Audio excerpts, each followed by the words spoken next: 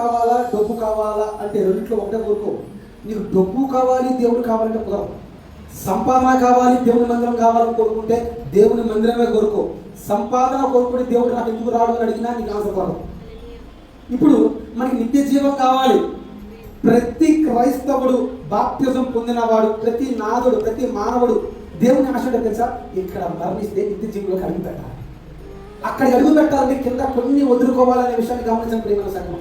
నువ్వు దేవుని రాజ్యంకి నేను ఎలా వెళ్ళాలా అనేది ఆలోచించాలి, కానీ ఏది సంపాదించాలా, ఏది సమకూర్చుకోవాలా, ఏది వెనకేసుకోవాలా చూసేవాడు క్రైస్తవుడు కాదు. వాడి విశ్వాసుడే కాదు నా దృష్టిలో.